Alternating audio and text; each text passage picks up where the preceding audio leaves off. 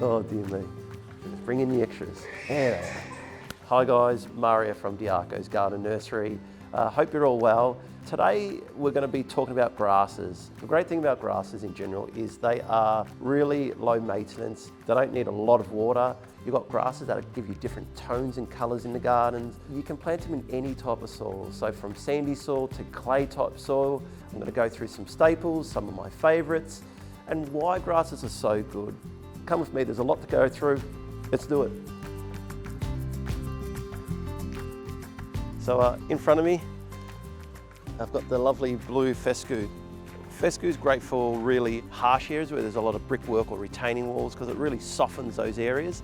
And also it will brighten it up as well for this lovely blue foliage. Once you get it in, give it a little bit of water, but once it gets going, you don't have to worry about it. Kangaroo paws, and as you can see, they come in a wide range of different colours. Reds, greens, yellows, pinks, even blue and purple now. They're an Australian native grass, really hardy, don't need much water, and they just give you a really, really good burst of colour in the garden.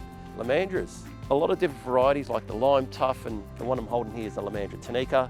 Extremely hardy plant, and depending on the variety, they all grow different sizes. So here we have the Dianellas. Again, a lot of different varieties of Dianellas. You've got your little revs, you've got your Tas Reds, the foliage being a little bit more broader on some varieties.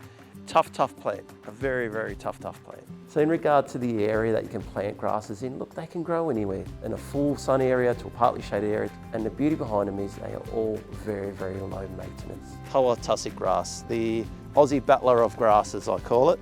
A really nice fine foliage on the tussock grass, and for mass planting out in paddocks or around dam areas, the tussock grass goes really, really well.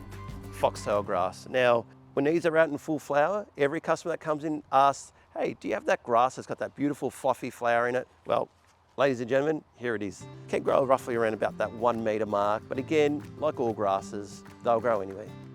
They've just started flowering, which is fantastic. And this is the Sericium Devon Skies. They're not a huge growing grass, they only grow roughly about 15 centimetres. So great for edging planting or areas that are quite small that you don't want anything too big in there. And obviously this array and abundance of lovely purpley blue flowers are just spectacular. The Mondo Grass. A really compact grass that's mainly used around pavers and things like that, or walkways leading into parts of your garden. And the beauty behind it too, you can walk over this. Liriopes come in different colours, whites, pinks and purples, really good for garden edging. So, you know, if you've got areas in your garden that lead into a formal area, you can really line those edging with Liriope. Definitely more of a formal flair towards this grass here. So grasses, extremely tough and hardy and an abundance of variety. Thank you for watching. Remember to like, share and subscribe. Until next time, ciao ciao.